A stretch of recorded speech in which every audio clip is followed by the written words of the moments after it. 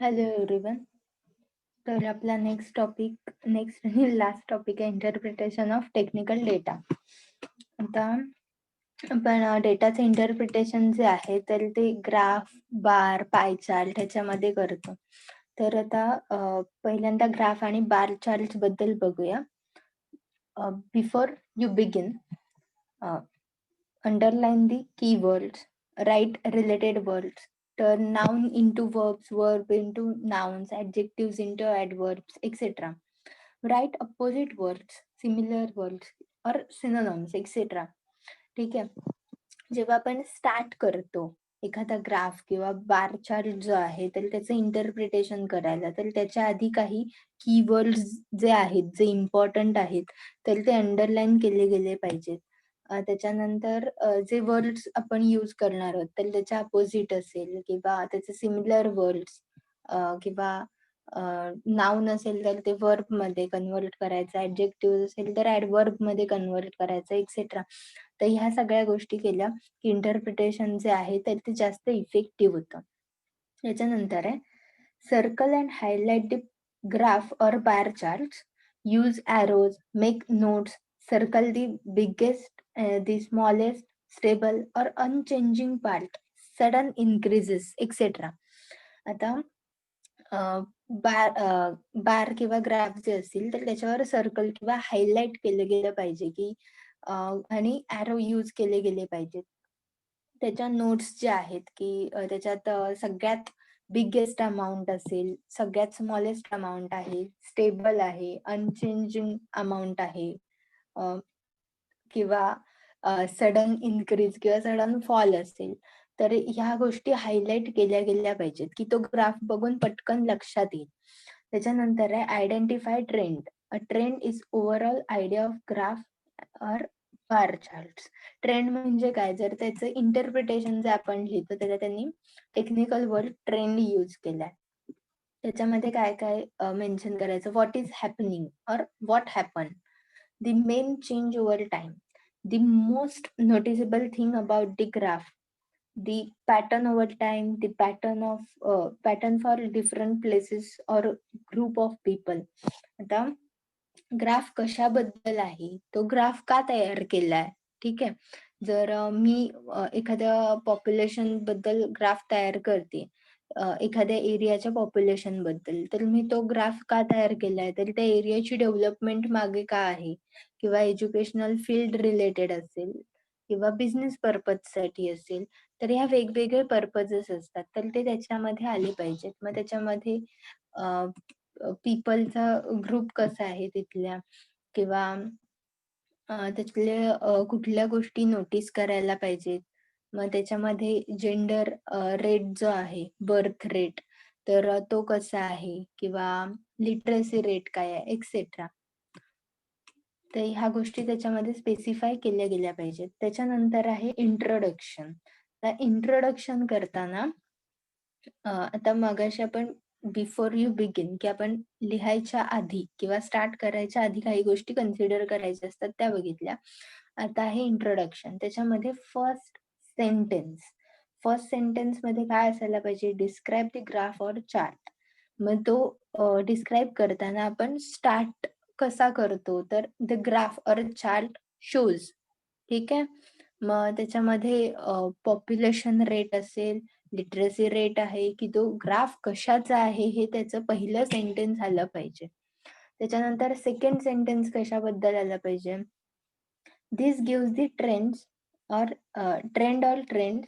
You can put two trends in this sentence or only one. You could keep the other one for the conclusion.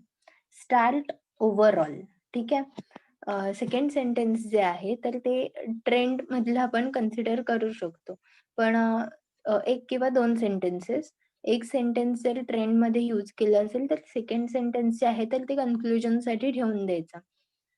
मग आपण overall म्हणजे त्या ग्राफमध्ये काय आहे तर ते सांगून मोकळे होतो. त्याच्यानंतर आहे पॅराग्राफ. आता ट्रेंड मधला पॅराग्राफ बघतोय हा. तर त्याच्यामध्ये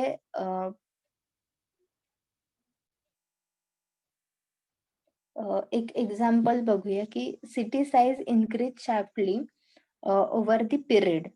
किंवा oil production has increase slightly in all the countries in the graph or chart.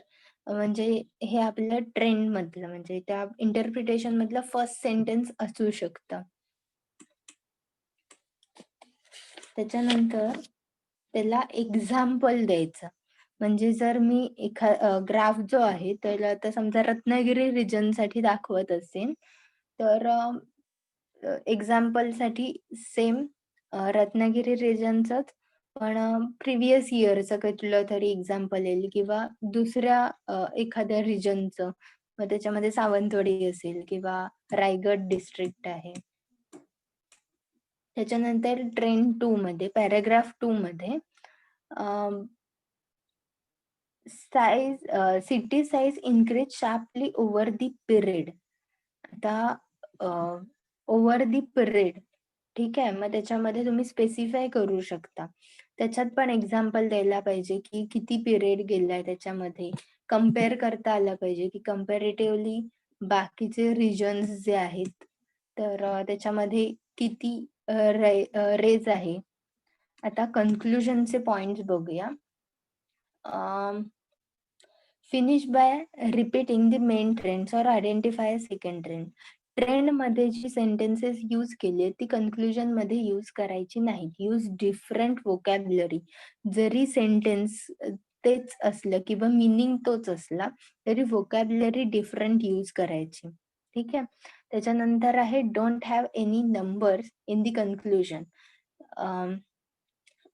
Conclusion मध्ये नंबर्स मेन्शन करायचे नाहीत कधीही. की म्हणजे जर आपण समजा पॉप्युलेशनचं जर एक्झाम्पल बघतोय, तर दर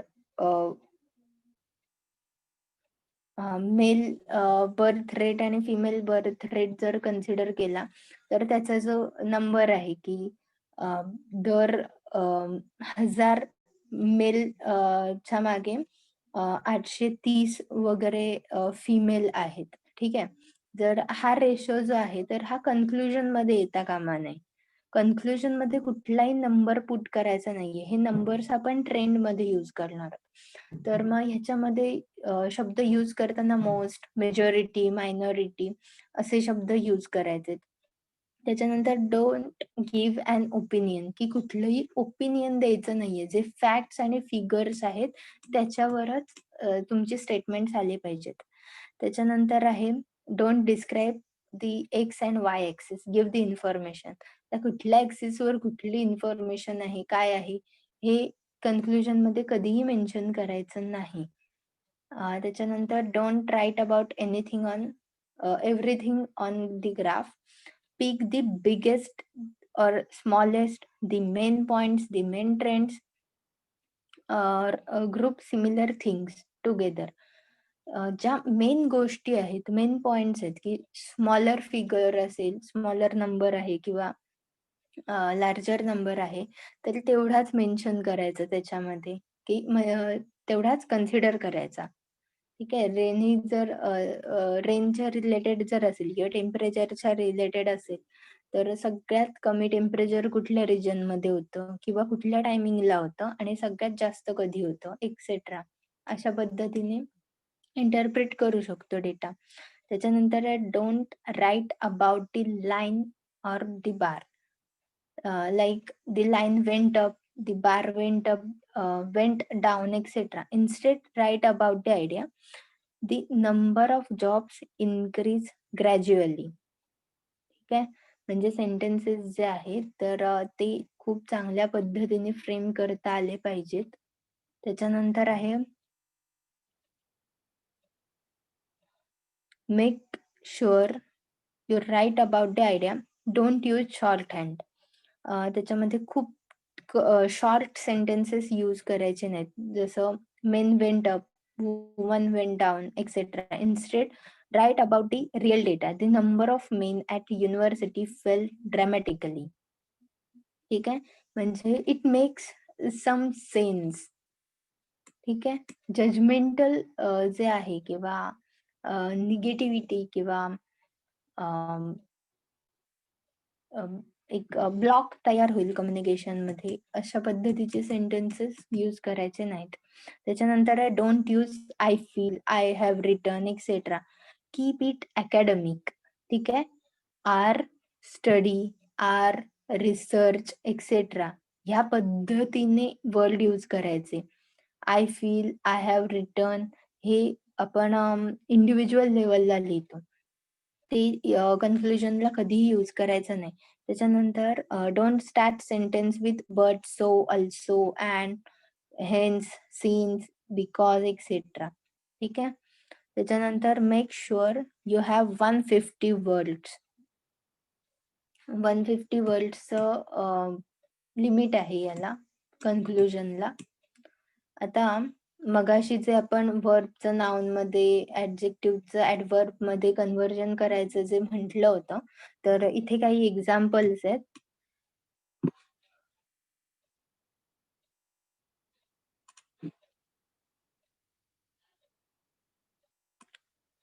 ग्रोला क्लीम नाउन यूज केलं जातं.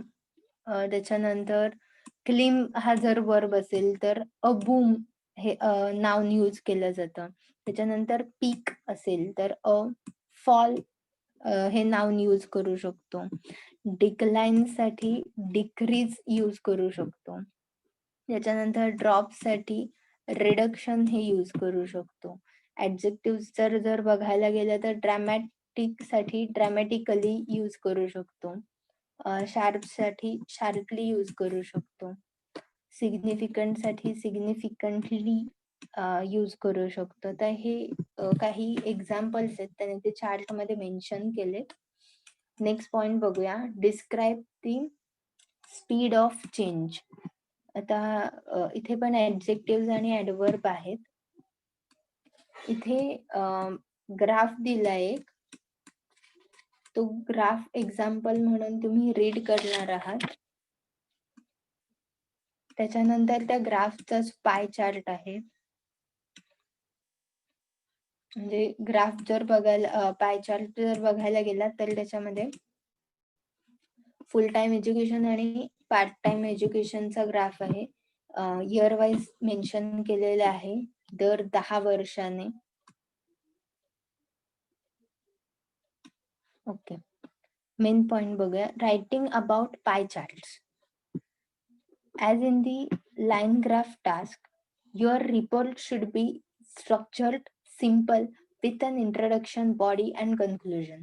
ठीक आहे. रिपोर्ट मध्ये इंट्रोडक्शन, बॉडी आणि कन्क्लुजन असायला पाहिजे. Tenses should be use appropriately. You are usually asked to compare two pie charts, but sometimes you only have one chart to describe. Generally pie chart 2 दिले जातात कम्पेअर करायला, पण कधी कधी तुमच्याकडे एकच पाय चार्ट असू शकतो की जो तुम्हाला एक्सप्लेन करायचा आहे किंवा प्रेझेंट करायचा आहे. तर सिंगल पाय चार्ट बद्दल बघूया. पॅराग्राफ फर्स्ट, त्याच्यामध्ये describe what sort of chart it is and what is about, what it is about, की पाय चार्ट कशासाठी बनवला आहे किंवा त्याचा टॉपिक काय आहे. की ठीक आहे, म्हणजे प्रोडक्टिव्हिटीचा असेल, मार्केटिंगच्या बद्दल आहे, पाय चार्टचा मोटिव्ह काय आहे किंवा सब्जेक्ट काय आहे. ठीक आहे. त्याच्यानंतर नेक्स्ट आहे की sentence one should define what the graph is about. That is the date, location, what is being described in the graph, etc. For example, the pie chart compare the biggest level of education achieved by women in some land across 2 years, 1945 and 1995. ही त्याच्यामध्ये आता figures mention केल्या, त्याच्यानंतर कशाबद्दल होता ते पण आलं ह्या पहिल्याच सेंटेन्स मध्ये. ठीक आहे. त्याच्यानंतर आहे सेकंड पॅराग्राफ जर बघायला गेलं, it describes the section of the chart starting with the biggest and working your way down. You will need to describe on the most clear and logical order to present the material. मग ह्याच्यामध्ये तुम्ही actual information जी आहे तर ती describe करत असता. मग प्रत्येक बारवर किंवा सॉरी पायच्या सेक्शनवर काय काय इन्फॉर्मेशन आहे, काय आहे, त्याच्यात कंपॅरिझन काय आहे, हे तुम्ही लिहू शकता पॅराग्राफ सेकंड मध्ये. त्याच्यानंतर पॅराग्राफ थर्ड जर बघितला, a short conclusion giving an overall view of what the chart is about. त्याच्यामध्ये थर्ड पॅराग्राफ जो आहे तर तो कन्क्लुजनचा असणार आहे. तर त्याच्यात शॉर्ट ओव्हरव्ह्यू जो आहे, म्हणजे कन्क्लुजन जो आहे तर तो त्याच्यामध्ये मेन्शन करायचा आहे. हा खूप मोठा असता कामा नये. त्याच्यानंतर आहे describing the one part of the chart starting with the adjective. आता हे एक्झाम्पल म्हणून एक बघूया. The highest percentage of students are employed in the, ठीक आहे, जे काय असेल ते IT सेक्टर असं सेंटेन्स असेल, तर हे स्टार्ट कशाने झालंय, ऍडजेक्टिव्हने झालंय. त्याच्यानंतर तेच जर सब्जेक्टिव्हने स्टार्ट झालं तर black is the most popular motor bike colour असं सेंटेन्स असू शकतं. त्याच्यानंतर describing two parts of the chart starting with the adjectives. As many students are sold as, पुढे जे काही सेंटेन्स असेल ते, की इथे दोन पाय चार्ट मध्ये जर कंपॅरिझन करतोय तर ॲज मेनी किंवा ट्वाइस ॲज मेनी किंवा 3 times ॲज मेनी एक्सेट्रा या पद्धतीने स्टार्टिंग केली जाते. त्याच्यानंतर स्टार्टिंग विथ जर सब्जेक्टिव्ह असेल तर red motor bikes as common as next, पुढे जे काय असेल ते, किंवा स्टुडंट्स क्वाईट ॲज पॉप्युलर, अशा पद्धतीने स्टार्टिंग केली जाते.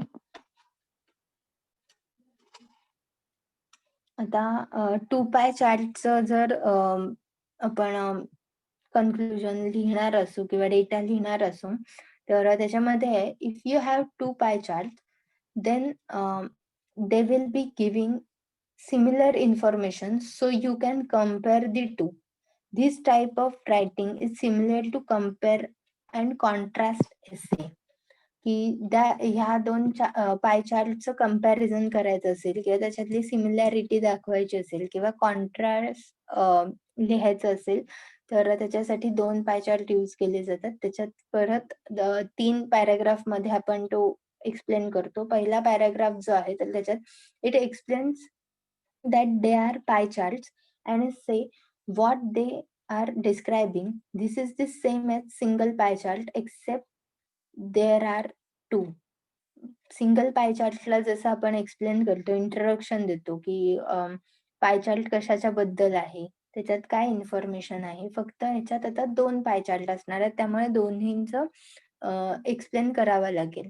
त्याच्यानंतर आहे पॅराग्राफ 2 मध्ये compare the data between the 2 charts, start the biggest sector and work your way down.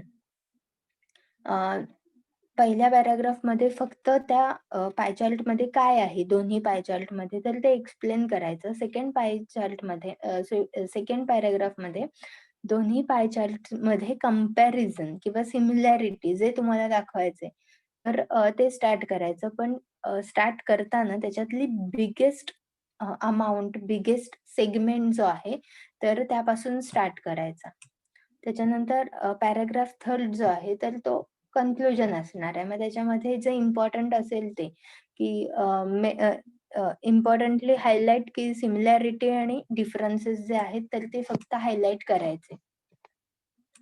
त्याच्यानंतर कंपेअरिंग अँड कॉन्ट्रास्टिंग 1 सिलॅबल मध्ये. आता पॉझिटिव्ह जर आपण बघत असू तर चीप, चीपर, चीपेस्ट हे यूज करू शकतो किंवा एक्सेप्शन साठी गुड, बेटर, बेस्ट यूज करू शकतो. 2 सिलॅबल साठी प्रेटी, प्रेटियर, प्रेटिएस्ट हे यूज करू शकतो किंवा 3 और मोर सिलॅबल साठी अट्रॅक्टिव्ह, मोर अट्रॅक्टिव्ह, मोस्ट अट्रॅक्टिव्ह हे वर्ड्स यूज करू शकतो. आता हा पाय चार्ट आहे. तर पाय चार्ट तुम्हाला सगळ्यांना माहीत असेलच. तर तुम्हाला नोटबुकमध्ये तुमच्या ह्या पाय चार्ट चं इंटरप्रिटेशन हे जे दिलेलं आहे, तर ते नोट डाउन करायचंय, की जेणेकरून तुम्हाला इंटरप्रिटेशन ऑफ डेटा जे आहे, तर ते समजलं पाहिजे, आलं पाहिजे. सिलॅबस संपलाय आपला इथेच. तुम्हाला बाकीचे जे काही असाइनमेंट्स आहेत किंवा होमवर्क आहे, तर तो ग्रुपवर पाठवला जाईल.